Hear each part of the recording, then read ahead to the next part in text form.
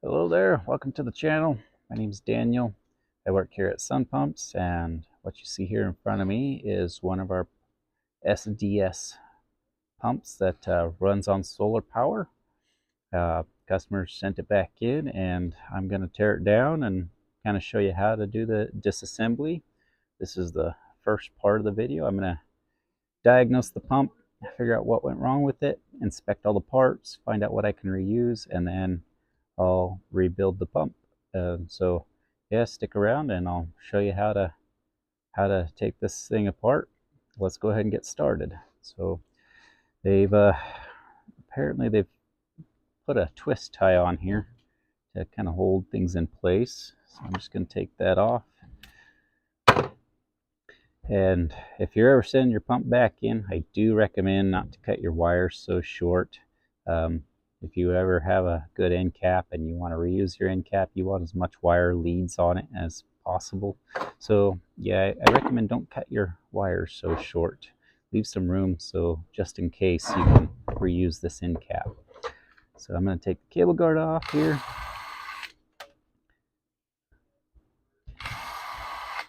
That screw is corroded out. Throw that one away. These little screws right here I could possibly clean up. Cable guard is broken, damaged, so I'm going to just toss that cable guard. These little screws, I can usually throw them in a little tumbler and they'll clean right up. If they're not too corroded too bad. That one's pretty bad. That one's all right. Being that they've already clipped this short, I'm just going to clip it a little shorter right here, just so I can run a test on it.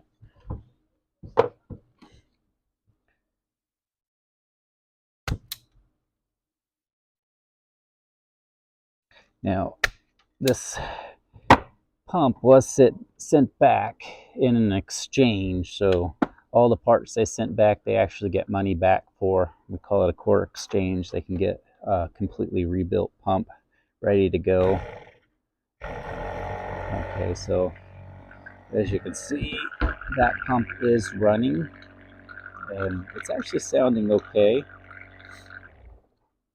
Being that it's a core exchange, I'm not going to bother trying to test it and see what the flow is on it.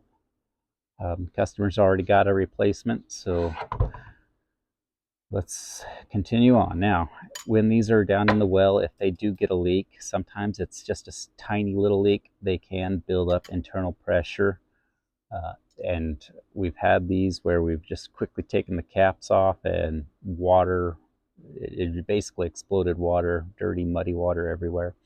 So we always start with the top, and we're just going to loosen up this discharge head. We're not going to take it off completely. We're just going to loosen it up to relieve any pressure that's inside. So I go there about, about two to three turns each.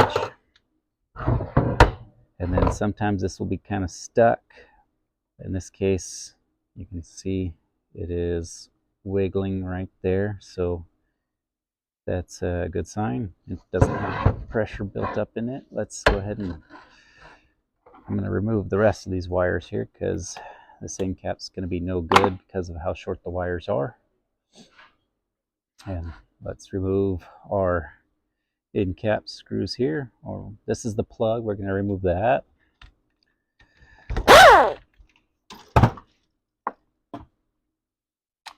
I could reuse that plug. Now we'll remove our end cap screws here. And you can see here how corroded it's gotten inside. So I could reuse this, but that could strip out really easily. So I'm just going to toss these screws here. The electrolysis has gotten to it quite a bit, so I'm going to toss that.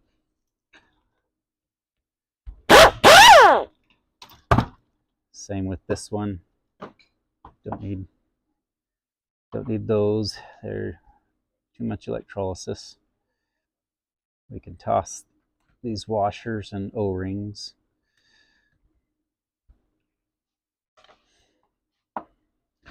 Now it looked like it did not leak, being that it's still running. There's no water. I'm just holding it upside down to see if there's any water pouring out. There's no water. I do have a jig specifically designed for taking these apart. Now this is very handy for me. I do a lot of these teardowns. We do sell a smaller, kind of a custom built pump cooler that you clamp onto the end and you tighten it down. They're pretty expensive because we have to custom build them. Is it necessary? If you're going to do a lot of pumps, I would highly recommend it, simply because it can help you get those pumps disassembled faster. Whereas if you were to just go get an eye bolt from the hardware store that's a 3/8/16 eye bolt, you can thread that in, just clamp your pump down, make sure it gets secured, and then use a ratchet strap to hook it to the eye bolt, and you could pop that end cap out. And so you don't have to buy a pump puller tool, but they are very helpful. But they are a bit expensive, just simply because we do custom build them. So here we go. We're going to pop this out.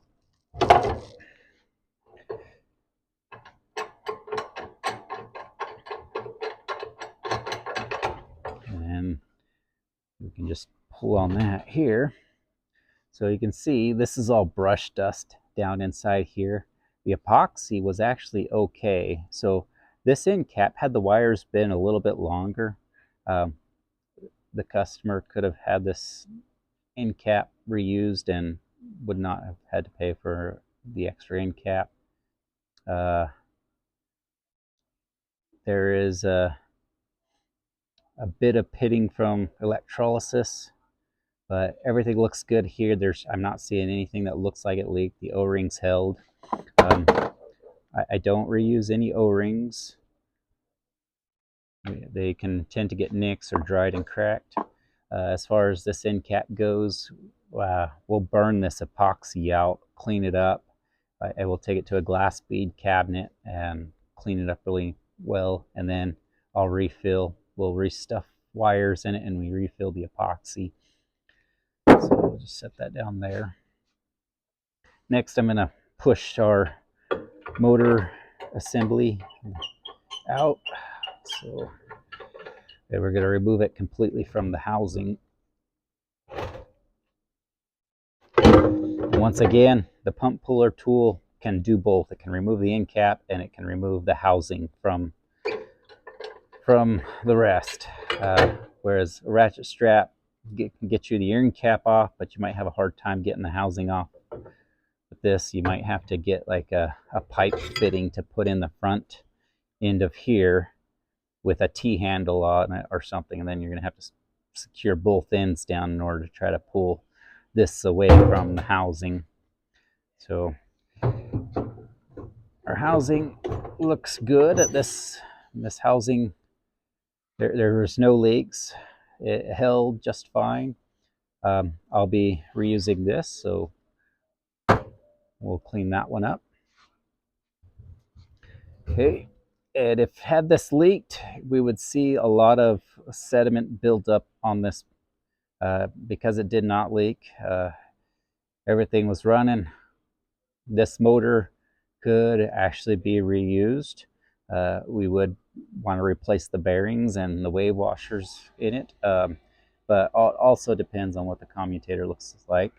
So I'm gonna just move it over here, and we're gonna flip it upside down. Now you notice I have these two holes. That's for setting and standing our motor upright. We do have build plates that we sell for, specifically designed for our duplex, so you can work on them. But you don't, once again, you don't have to have those. You can just get a block of wood or a board and you can drill your own holes to stand it in. However, our base plates do have the pegs for our pistons, and I'll show you that here in a second. So let's go ahead and remove our discharge head now fully. Once again, this is a 532 hex.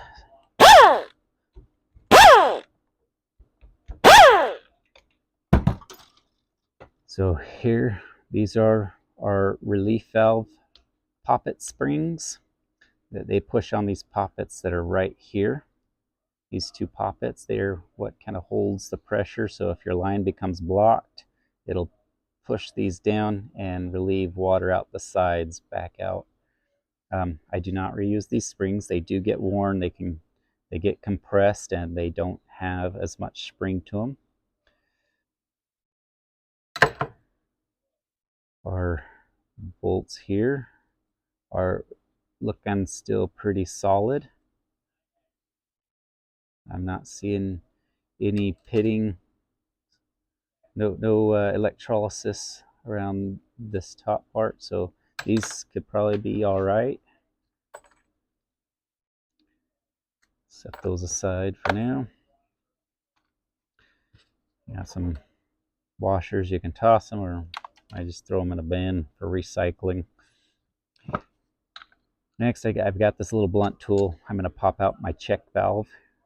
I just give a little tap and it'll pop right out.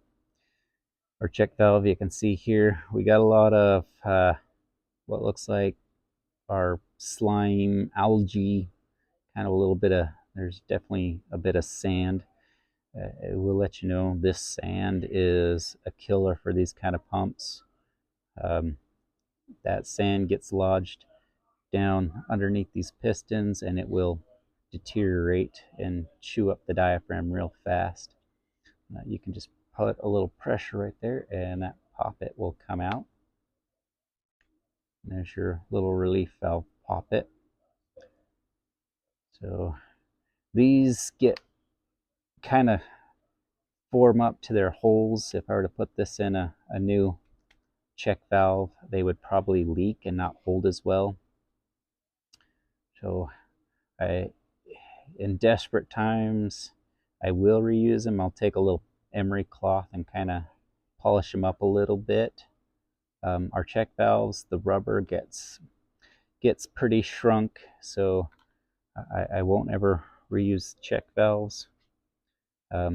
These poppets here, when I say desperate times, these guys are really expensive. They're just a simple machined piece of plastic. I could probably plug it up with something else, but these do conform to the holes of their check valves. But yeah, I mean, we're just at how expensive these little guys are. They're like $5 a piece. So I tend to hang on to them just in case if I ever run out. I typically don't use them, maybe once in a blue moon, but I do like to hold on to them. O-rings, no good. I don't reuse O-rings. They get smashed and conform. This is the check valve, and here we have the little rubber flaps. This could probably be reused if I were to clean it up, but just because the rubber shrinks, it gets damaged from the sand and can kind of get a little trailing happen underneath the flaps, and they don't hold as well, so I just toss those, and they're not too expensive of a part. I'll rinse my hands off here.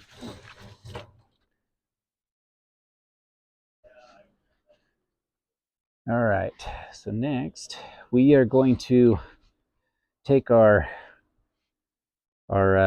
suction screen off, and to do that I can just kind of break it away by, I don't grip it too tight, I grip it just enough to get the grip and then rotate around. Sometimes these are so corroded on, you can get a putty knife, get in underneath and just work around and just slowly go around. Sometimes you got to break up the calcium by tapping with a hammer, but this one came off really easily, so that's nice for me. We'll set that aside. So, well, here I'll just put these, so we can reuse these for sure. If this part right here is nice and flat and it's not damaged, then we've got a good discharge head. This can be all corroded and pitted, and that's all superficial, but it's this spring right here that we definitely want to be a good solid ring that's nice and flat, no pitting or anything, because this is where it seals up. And we got water flowing in through our sides through here. It flows in through the check valve and then back out, and needs to be able to come out here and needs to be able to seal up nicely here. And I should say it also should seal up nicely on this outer edge right in here where the check valve seats. If this is all really damaged and this is damaged, then the discharge head would be no good. In this case, we got a good discharge head, so I'm going to set that down. We'll save it for later to clean up. And we're now going to loosen our motor adapter. And to do that, we have, once again, we got two 532 screws that we're going to take out.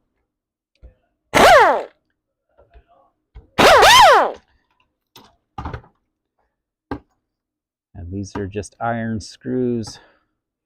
I will not reuse these. They get too rusted. They can break easily. So yeah, I just throw them in a bin for recycling and get taken out to another company that will take them and smelt them down. So now that we've got those bolts out, we can now rotate this motor adapter freely, and we can actually look inside this hole. I'm going to zoom in here so maybe you can see inside the hole. As I rotate this around, I can rotate that cam, and there's going to be a set screw in there. And that set screw, if I can get the light just right, keep going here. There it is. That's my set screw right there. I don't know if you can see that with the light. There's my set screw. So that is a 1/8 set screw that I need to take out. So we're going to reach in here with my, it's hard to do this with the camera, so I'm just going to zoom back out here. And I'm going to reach in there and get my, kind of have to wiggle around to where it gets in there. And now once I've got it in place, I can turn and we can now remove that set screw right there. That set screw, usually if they get too rusted up, won't reuse those. In this case, it's not too bad, so it can be reused. And now that that set screw is out, I should be able to just take this off. If it's not, well, that came off nice and easily. Yeah, a lot of times if you don't have anti-seize on this shaft, this thing can get really rusted and you'll have too hard of a time trying to get it off. And so you always want to make sure that you've got good anti-seize coating that shaft. So here's our motor adapter assembly. We have our diaphragm, we've got our pistons. We can see our motor's still pretty clean. It did not leak. I'm going to go ahead and just remove these O-rings because I don't need them.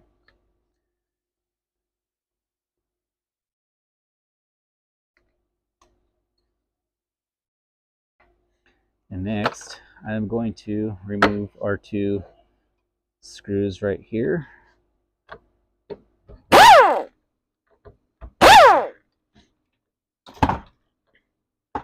And those will get recycled. Washers can be recycled. And here is our cam assembly. Now it's got two bearings. I can feel and rotate around. If I feel stiffness, any kind of catching, I would throw the bearings away. The other thing is if they're super sloppy, like it is too loose. These should have a little bit of stiffness due to the grease that's packed inside these. But this could be reused and probably be just fine. It is a little bit loose, but being that this pump is, well, it's from 2019, so it's 2025. Yeah, this pump is about 6 years old, so these bearings should have had some good wear on them. So I am going to actually remove these bearings and we'll put new bearings on. It's just best to go with new and not risk having the pump fail.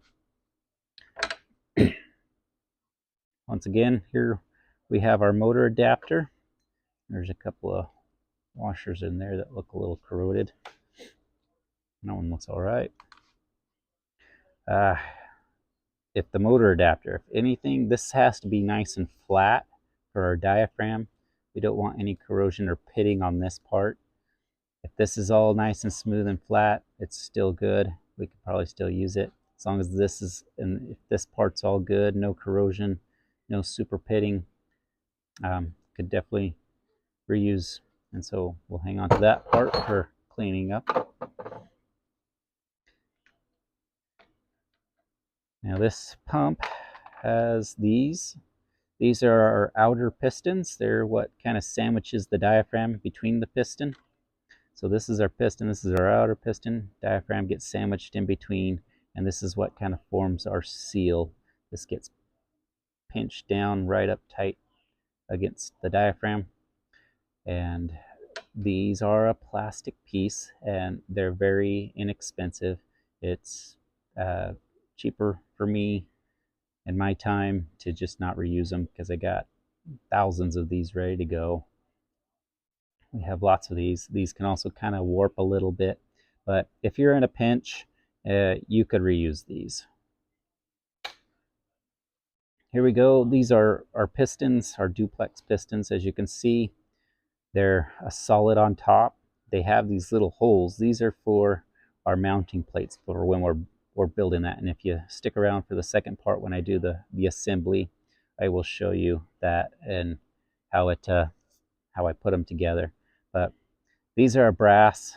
We have since gone away from the brass pistons. The brass does corrode a little bit faster in wells with electrolysis. So yeah, the brass we're no longer using. You can clean these up. Once again, if you're in a pinch, as long as your ribs are looking okay on them. And what I mean by rib is this part right here, this ring. So this here is our sealing rib on the underside of the piston. If this is damaged or corroded, then I would not use it, because if you got like a little V shape or indentation where this rib is, it could ultimately result in your pump having a leak and failing. You can see this has gotten a lot of grit around that has been working its way in. So these I definitely would not reuse just because of how pitted and corroded they are. But once again, if you're in a pinch and this rib here looks good, they could be reused. Here's our diaphragm. Our diaphragm, this is the most wearable part in the pump. The diaphragm is constantly being flexed and moved. These are popping in and out. This motor, they run around 3,000 RPMs, so you can imagine that's running around, and our cam is sitting on top of that. I just dropped my cam. Okay, let's just kind of show you what this does here real quick. So as our cam sits, it's locked into place, and so as this rotates around, zoom in here, as the cam rotates around, you can see it creates this kind of a rocking boat action where it pitches and yaws a little bit. And that's what kind of creates the flexing of this diaphragm that's locked into place. And so this is going around 3,000 RPMs. This is just vibrating away and causing the flex on these diaphragms.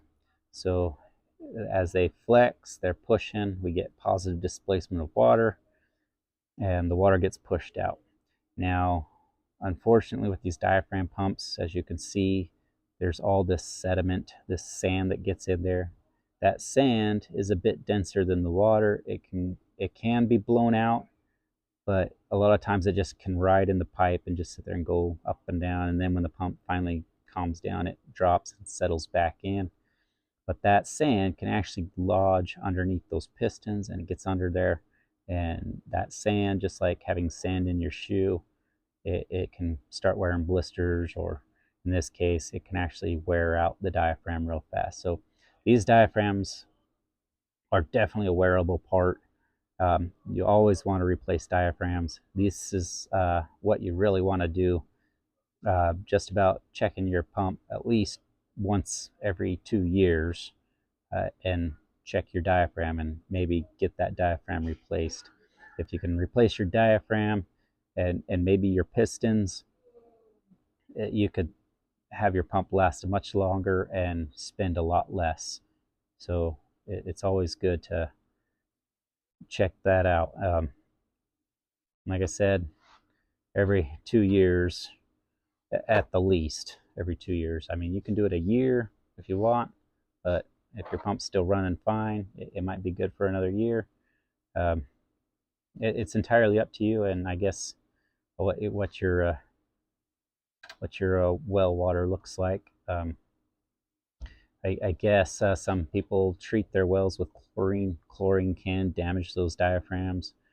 Be careful that if you're treating your well with chlorine, then you're going to be needing to replace that diaphragm a lot sooner. All right, so there we go. We've got it all torn down. I guess this cam, what did I do with that cam plate? Oh, right here. So we can, these are our parts that we can kind of reuse, minus those bearings. I'm going to take a look at this motor here and see if maybe the motor could be, if the commutator's good, it should be fine. I would just have to do a little bit extra work to replace the bearings in it, but we'll see what it looks like on the inside. So to check this, to take apart the motor, we're going to take off the motor nuts.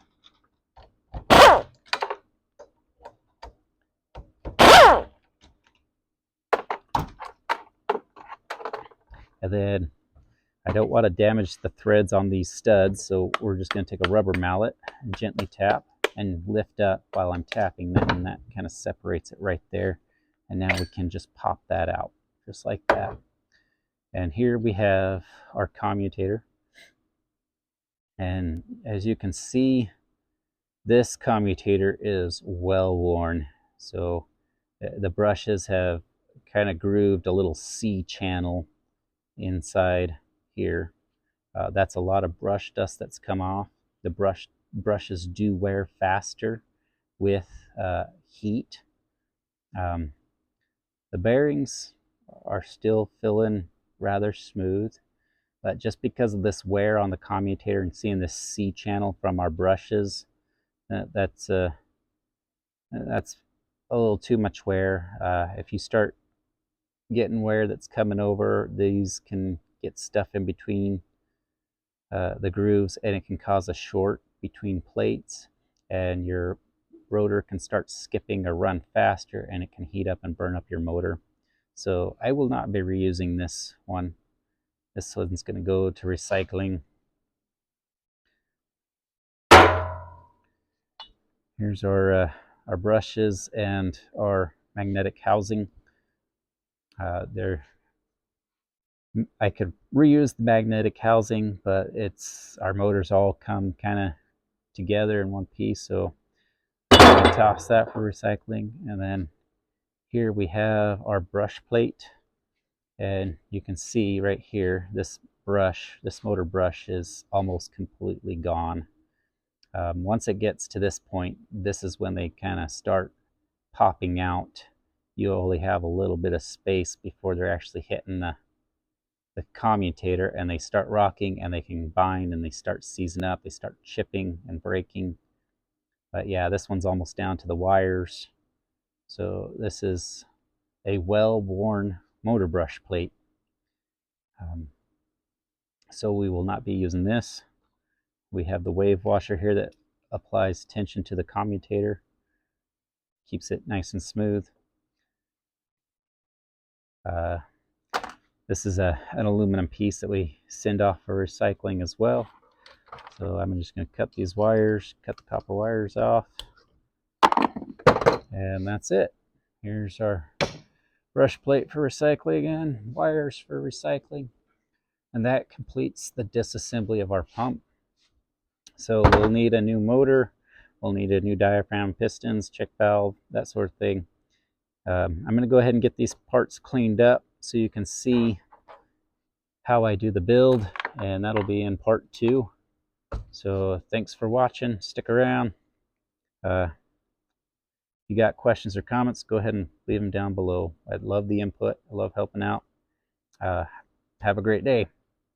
See you later. Bye.